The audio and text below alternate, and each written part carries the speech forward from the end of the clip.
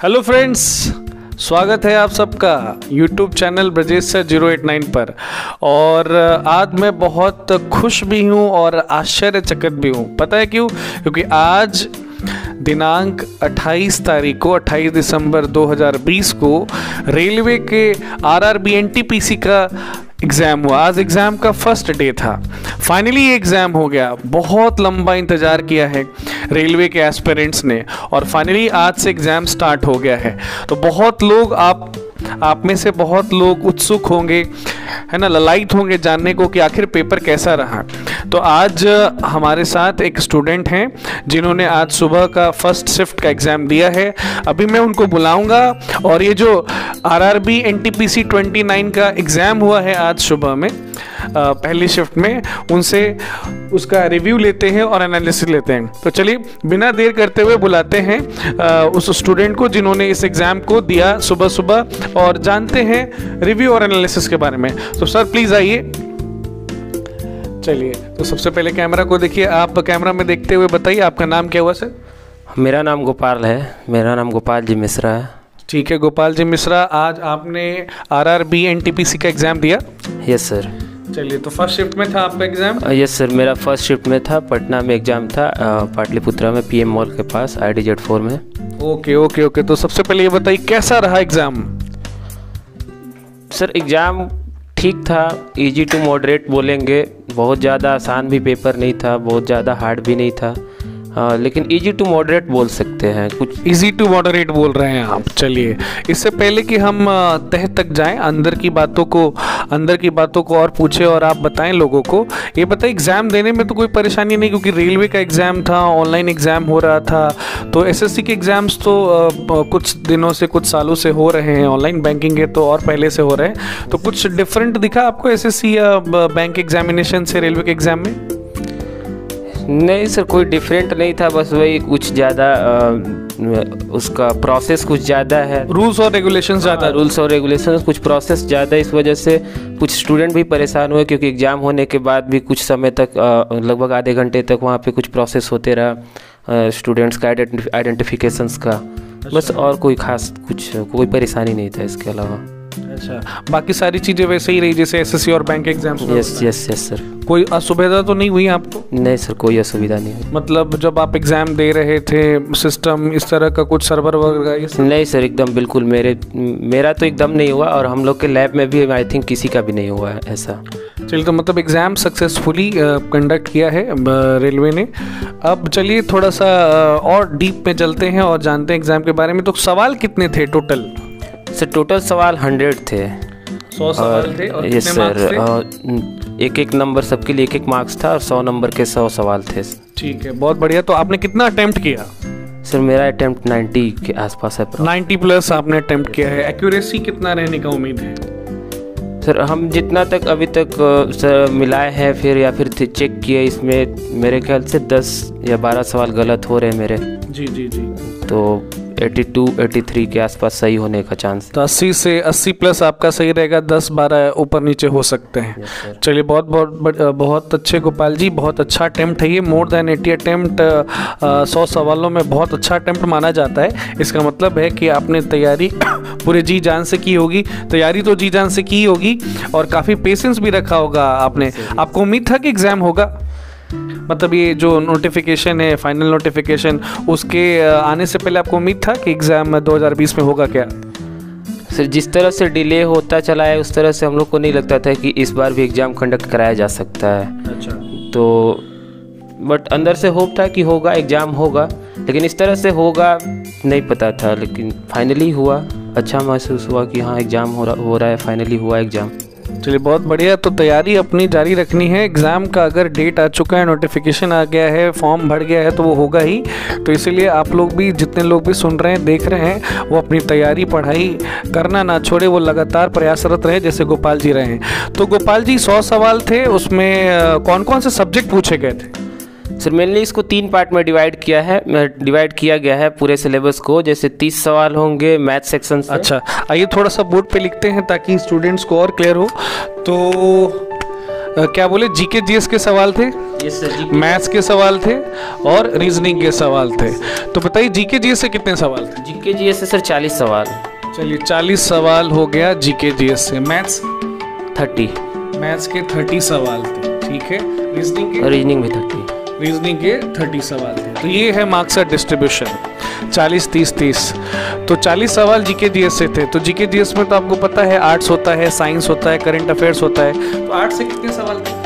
Sir arts से ही maximum सवाल, लगभग 80% के आसपास आर्ट्स से ही सवाल देखने को मिले हैं। साइंस से बहुत कम सवाल देखने को मिला है। जहाँ तक मुझे याद आ रहा है बस 2-4 ऐसे सवाल है जो साइंस सेक्शन से दिख रहे हैं। बाकी अभी तक मुझे जितना याद आ रहा है। चलिए बिल्कुल सही जा रहे हैं आप, इसका मतलब इतना कॉन्फिडेंटली बता रहे हैं। तो 80% सवाल जो थे जीके जीएस के वो आर्ट सेक्शन से थे और बाकी 20% सवाल साइंस से थे।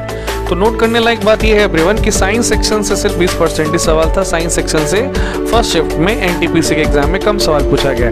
करंट अफेयर से सवाल थे कि नहीं थे? सर करंट अफेयर से सवाल थे एज एक्सपेक्टेड, जितना हम लोग कर रहे थे उतना नहीं था। मुश्किल से 10 सवाल नहीं होंगे, 5 या 6 सवाल होंगे करंट अफेयर्स के टोटल। हाँ, गोपाल जी का कहना है कि 5 से 6 सवाल करंट अफेयर्स से था। तो अगर करंट अफेयर्स के सवाल आपको याद आ रहे हो तो थोड़ा सा हमारे देखने वाले स्टूडेंट्स को बताइए ताकि वो उसी हिसाब से अपने करंट अफेयर्स के आगे के एग्जाम्स की तैयारी कर पाएँ। सर करंट अफेयर्स का सवाल, एक तो सवाल ये था कि अभी जो 55वां ज्ञानपीठ अवार्ड दिया गया है वो किनको दिया गया है? अच्छा, ज्ञानपीठ अवार्ड मतलब ये जो पुरस्कार जो दिए जाते हैं, प्रतिष्ठित पुरस्कार, उससे सवाल आ रहा था। यस सर, अवार्ड से था। और एक सवाल था खेलो इंडिया यूथ गेम्स से। खेलो इंडिया यूथ गेम्स अभी कहाँ कंडक्ट कराया गया है? जी जी, मतलब स्पोर्ट्स और गेम्स को टच किया गया है। स्पोर्ट्स के गेम्स के जो इवेंट होते हैं बड़े बड़े, तो उनके बारे में पूछा गया है कि उनका आयोजन कहाँ हुआ था। और कोई सवाल करंट अफेयर्स से गोपाल जी? सर 2019 के 1-2 सवाल थे लेकिन मुझे क्लियरली याद नहीं आ रहा। अच्छा, 2019 मतलब एक साल पीछे तक का करंट अफेयर पूछा गया है, समसामयिकी पूछी गई है। तो याद नहीं आ रहा है गोपाल जी को, कोई बात नहीं। तो थोड़ा सा इधर आते हैं, आर्ट सेक्शन पर आते हैं। गोपाल जी बताइए, आर्ट सेक्शन में तो आपका होता है हिस्ट्री, सिविक्स, ज्योग्राफी, इकोनॉमिक्स। तो हिस्ट्री से कितने सवाल थे? सर हिस्ट्री से ज़्यादा सवाल नहीं था, 2-3 सवाल हिस्ट्री से थे। चलिए, गोपाल जी का कहना है कि हिस्ट्री से ज़्यादा नहीं, 2 से 3 सवाल थे। तो सवाल अगर आपको याद आ रहा हो हिस्ट्री का तो बताएं हमारे व्यूअर्स को। हमारे हिस्ट्री से जैसे एक सवाल था कि पानीपत का दूसरा लड़ाई कब हुआ था? पानीपत की दूसरी लड़ाई कब हुई थी? ये तो बहुत कॉमन क्वेश्चन हुआ, बहुत ईजी क्वेश्चन हुआ, ठीक है। तो अगर दूसरी पूछी गई है तो मेरे हिसाब से पहली और तीसरी भी पूछी जाएगी, और किन के बीच हुई थी तो ये भी पूछी जा सकती है। यस सर बिल्कुल पूछी जा सकती है। और कोई सवाल इतिहास का जो आपको याद आ रहा हो? और एक मॉन्यूमेंट से सवाल था कि 4 मॉन्यूमेंट्स दिए गए थे मुगल कालीन, और पूछा गया था कि इनमें से कौन सा ऐसा मॉन्यूमेंट्स है जो दिल्ली में नहीं है। अच्छा, 4 स्मारकों को दिया गया था, पूछा जा रहा था कि इनमें से कौन सा स्मारक, कौन सा इमारत दिल्ली में स्थित नहीं है। और कोई सवाल इतिहास से गोपाल जी? सर अभी बस नहीं याद आ रहा है। अच्छा, चलिए थैंक यू, इतना के लिए थैंक यू। हिस्ट्री हो गया, पॉलिटी जिसको सिविक्स भी बोलते हैं, पॉलिटी से तो ज़्यादा सवाल होंगे मेरे हिसाब से। सर पॉलिटी से भी ज़्यादा सवाल नहीं देखने को मिले हमको। याद आ रहा है पॉलिटी से एक सवाल ये था कि अभी तक के इंडिया सबसे यंगेस्ट यानी यंगेस्ट प्रेसिडेंट कौन है इंडिया का, कौन बना है? अच्छा, ये सवाल था एक पॉलिटी से। और 1-2 और कोई सवाल था, मुझको कंफर्म याद नहीं आ रहा है। बस यही 1-2 सवाल पॉलिटी से भी देखने को मिले। पॉलिटी यानी सिविक्स यानी नागरिक शास्त्र से भी ज़्यादा सवाल नहीं थे। गोपाल जी को 2 से 3 सवाल ही याद है। चलिए, एक सेक्शन होता है आर्ट्स का ज्योग्राफी, भूगोल। भूगोल से कितने सवाल थे? सर भूगोल से सवाल थे, भूगोल से आई थिंक 7 या 8 सवाल होंगे। अगर भूगोल को देखा, हाँ 7 या 8 सवाल होंगे भूगोल से।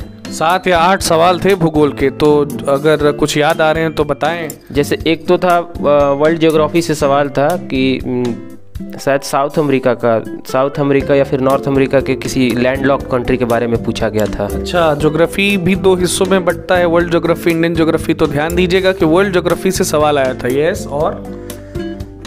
और सर ज्योग्राफी से और भी सवाल थे, जैसे सर अभी याद नहीं आ रहा, याद आएगा। अच्छा, कोई याद आता है तो आप बताइएगा ज्योग्राफी से सवाल। और चलिए, इकोनॉमिक्स से कोई सवाल था गोपाल जी? नहीं सर, इकोनॉमिक्स से कोई सवाल नहीं था। इकोनॉमिक्स से कोई सवाल नहीं था, ये नोट करने वाली चीज़ है। इकोनॉमिक्स आर्ट्स का पढ़ाई करने वाले स्टूडेंट के लिए सरदर्द होता है। और राहत की बात यह है कि फ़िलहाल इकोनॉमिक्स से एक भी सवाल नहीं था। कोई सवाल याद आया ज्योग्राफी का? सिर्फ किसी चीज़ का स्थापना पूछा गया था, हमको याद नहीं आ रहा कंफर्म। अच्छा कोई बात नहीं, जब याद आएगा तो बताइएगा। अभी साइंस पर आते हैं। साइंस से बोला आपने, साइंस सेक्शन से काफ़ी कम क्वेश्चन थे।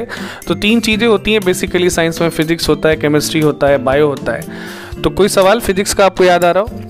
फिजिक्स से सवाल आया था, बायो से भी एक सवाल था, केमिस्ट्री से कोई सवाल नहीं था। फिजिक्स से सवाल था कि जैसे अभी पृथ्वी पर किसी आदमी का वजन 60 kg है, तो वो चंद्रमा पे जाए तो उसका वजन क्या हो सकता है। अच्छा, ये तो बहुत कॉमन, बहुत सिंपल है, वो 1/6 करना था उसको। तो ये फिजिक्स का सवाल हो गया। चलिए अच्छी बात है। आपने कहा केमिस्ट्री से कोई सवाल नहीं आया था, तो कोई सवाल जो आपको याद आ रहा हो फिजिक्स से या बायो से? बायो से और फिजिक्स से और कोई सवाल नहीं था, और केमिस्ट्री से तो बिल्कुल सवाल नहीं था। बायो से 1-2 सवाल था, हमको नहीं याद है। एक सवाल ये भी था कि सेरीकल्चर किससे रिलेटेड है। सेरीकल्चर, हाँ, सेरीकल्चर किससे रिलेटेड, यही सवाल था। ठीक है, ये बायो से एक सवाल था। चलिए, तो ये था फिजिक्स, केमिस्ट्री, बायो और करंट अफेयर्स भी हो गया। मिसलेनियस विविध से कितने सवाल थे? विविध से ज़्यादा सवाल थे। अच्छा, ज़्यादा सवाल विविध से ही थे? ज़्यादा सवाल विविध से ही थे। जैसे पूछा था इंटरनेशनल कोर्ट ऑफ जस्टिस का मुख्यालय कहाँ है। अच्छा, इंटरनेशनल कोर्ट ऑफ जस्टिस का मुख्यालय क्या है? ध्यान दीजिएगा, अगर इंटरनेशनल कोर्ट ऑफ जस्टिस का मुख्यालय पूछा गया है तो इसका मतलब ये जो वर्ल्ड बैंक होता है और बाकी चीज़ें होती हैं उनका भी मुख्यालय आपसे पूछा जाएगा आगे के एग्जाम्स में। यस। और मल्टी बैरल रॉकेट को DRDO ने बनाया था, उसके बारे में पूछा था कि उसका नाम क्या है। अच्छा, ठीक है, ये तो करंट अफेयर्स के कैटेगरी में आ जाएगा। करंट से पहले का है तो अभी करंट नहीं मानेंगे। अच्छा, वो ये बहुत पहले ही कर दिया होगा तब इसको करंट नहीं माना जाएगा। ठीक है, और कोई सवाल? सर, विविध से और भी सवाल थे, जैसे अभी विविध का भी ज्योग्राफी का कुछ सवाल याद आ रहा है। जी जी, जरूर बताएं, जरूर बताएं। ज्योग्राफी का एक सवाल ये था कि हाईएस्ट कोस्टल मेनलैंड किस स्टेट का है, मतलब मेनलैंड से कोस्टल एरिया, जो मेनलैंड का जो कोस्टल एरिया है वो किस स्टेट का सबसे ज़्यादा, जैसे गुजरात में हो गया, महाराष्ट्र में हो गया, तो सबसे ज़्यादा किसका है, ये सवाल आया था। चलिए, बहुत बढ़िया गोपाल जी। तो मिसलेनियस से आपका कहना है कि ज़्यादा सवाल था। चलिए ठीक है, अच्छी बात है। चलिए अब मैथ्स सेक्शन पर आ जाते हैं। मैथ्स जैसा कि आप सबको पता है 2 चीज़ों में डिवाइड हो जाता है मेनली, एक अरिथमेटिक सेक्शन होता है और दूसरा एडवांस सेक्शन होता है। तो 30 सवाल आए थे मैथ्स से, तो अरिथमेटिक से कितना सवाल था? तो अरिथमेटिक से मोर देन 20 हो सकता है। 20+ क्वेश्चंस आपके थे अरिथमेटिक से और 10 के आसपास सवाल होंगे एडवांस से। अरिथमेटिक में कौन से लेसन से ज़्यादा सवाल आ रहे थे? तो अरिथमेटिक में अगर कुछ एक लेसन को छोड़ दिया जाए तो लगभग सारे लेसन से एक एक सवाल पूछे। जैसे CI से एक सवाल दिया गया था, SI से भी एक सवाल दिया गया था, प्रॉफिट एंड लॉस से भी एक सवाल दिया गया था, टाइम एंड डिस्टेंस से भी दिया गया था, टाइम एंड स्पीड से भी दिया गया था, बोट एंड स्ट्रीम से सवाल नहीं था, मिक्सचर एंड एलिगेशन से सवाल नहीं था। बाकी इन सारे चैप्टर से सवाल था लगभग, जैसे रेशियो से भी था, प्रोपोर्शन से भी था। तो ऑलमोस्ट हर चैप्टर से सवाल था। कुछ एक को छोड़ दिया जाए, जैसे बोट एंड स्ट्रीम छोड़ दिया जाए, मिक्सचर एलिगेशन छोड़ दिया जाए, तो मतलब अरिथमेटिक के लगभग सारे लेसन को, चैप्टर को, कमर्शियल मैथमेटिक्स को छुआ गया था। तो कोई सवाल आपको याद आ रहा हो तो बेहतर समझ पाएंगे हमारे देखने वाले। डाटा तो एग्जैक्ट नहीं याद आ रहा है, लेकिन सिंपल SI का सवाल सिंपल था, 10% रेट था, 4 साल का SI दिया गया था, आपको उसी रेट पर CI बताना था उतने ही समय के लिए। जी जी जी। और CI का भी SI एक नॉर्मल सवाल था, प्रिंसिपल दिया गया था, आपको CI आपको रेट बताना था जी। तो यही सिंपल था। ऐसे प्रॉफिट एंड लॉस का सवाल था, ऐसे ही आपको CP MP का रेशियो दिया गया था, आपसे CP पूछा गया था। इस तरह से यही सवाल थे। और जैसे रेशियो का सवाल था, वो रुपए पैसे वाले सवाल थे रेशियो में। जी जी जी, यही था सर। चलिए धन्यवाद। और एडवांस से ज़्यादा सवाल नहीं आए, 10 के आसपास सवाल आए। तो एडवांस में ज़्यादा सवाल किससे था? ज्योमेट्री होता है इसमें, ट्रिग्नोमेट्री होता है, अलजेब्रा होता है, 2D 3D होता है। तो इसका थोड़ा सा बता दें, ज्योमेट्री से कितने सवाल थे? सर इसमें एडवांस में सबका लगभग वेटेज समान था, मतलब दो दो सवाल लगभग सबसे थे। 2 सवाल था ट्रिग्नोमेट्री से, और क्या हाइट एंड डिस्टेंस से था, आइडेंटिटी से था, क्या था? नहीं सर, तो हाइट एंड डिस्टेंस से नहीं था, TR रेशियो से सवाल था। आई थिंक वो सवाल हमको गलत लगा, क्योंकि उस टाइम हमको लगा कि सवाल में कोई एरर है। जो TR रेशियो से सवाल था, 2 सवाल ट्रिग्नोमेट्री से था, 2 सवाल था अलजेब्रा से, एक सवाल था 2D से और 2 सवाल था 3D से, और बस और किसी सेक्शन से सवाल नहीं था एडवांस में। तो एडवांस मैथ्स को भी छुआ है एग्जामिनर्स ने, एक 2 सवाल वहाँ से भी उठाकर पूछे। तो जो सवाल पूछे जा रहे थे उसमें ज़्यादा सोचना पड़ रहा था कि फार्मूला कॉन्सेप्ट ला के सारे सवाल बन जा रहे थे? बहुत ज़्यादा फार्मूला बेस भी नहीं था और बहुत ज़्यादा सोचना तो बिल्कुल नहीं था जितना मैथ्स का था। मैथ्स में बहुत ज़्यादा नहीं सोचना था, आसानी से सारे सवाल बन जा रहे थे, कैलकुलेटिव भी नहीं था। 1-2 सवाल को छोड़ दिया जाए, जैसे अलजेब्रा का जो सवाल था वो थोड़ा सही था, उसका लेवल थोड़ा सही था, बोल सकते SSC लेवल का था वो। और ये ट्रिग्नोमेट्री भी उस लेवल का कोई खास नहीं था बाकी, और 2D 3D में तो कोई बात ही नहीं था, वो सिंपल था।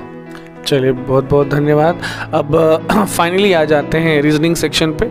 रीजनिंग जैसा कि आप जानते हैं वो भी 2 सेक्शन में मेनली डिवाइड होता है, वर्बल नॉन वर्बल, शाब्दिक गैर शाब्दिक। तो वर्बल से सवाल ज़्यादा थे या नॉन वर्बल से? सिर्फ वर्बल और नॉन वर्बल में ज़्यादा का डिफरेंस नहीं था, लेकिन हम बोल सकते हैं कि वर्बल से सवाल ज़्यादा थे। अच्छा, वर्बल से ज़्यादा सवाल थे, मतलब वही 15 से 20 सवाल वर्बल का होगा, बाकी 8 से 10 सवाल नॉन वर्बल का था। Yes sir. ठीक है, तो वर्बल में कौन कौन से लेसन से सवाल आए? तो लगभग सब सारे लेसन है, अगर कुछ एक लेसन को छोड़ दिया जाए तो लगभग सबसे सवाल है।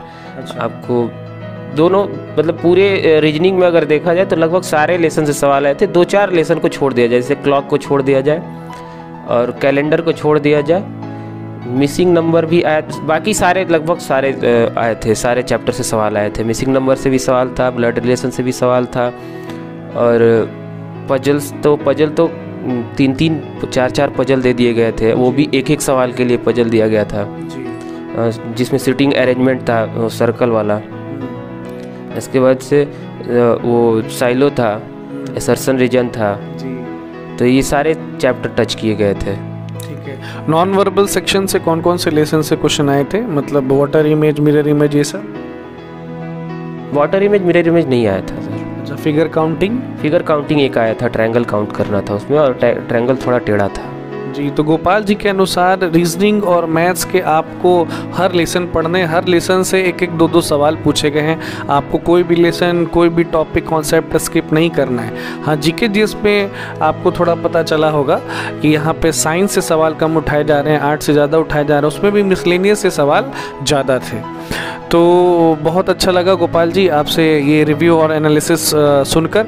उम्मीद है कि हमारे देखने वाले को, इस चैनल के सब्सक्राइबर को और जो व्यूवर्स हैं उनको थोड़ा बहुत ही सही लेकिन आइडिया मिला होगा कि NTPC का एग्ज़ाम और आगे कैसे होने वाला है। तो बहुत बहुत धन्यवाद आपका इस वीडियो को देखने के लिए। उम्मीद है कि आगे भी इस तरह के जो रिव्यू और एनालिसिस होंगे अलग अलग एग्ज़ाम्स के, उसको आप देखेंगे और उसके हिसाब से अपने आप को प्रिपेयर करेंगे। Thank you.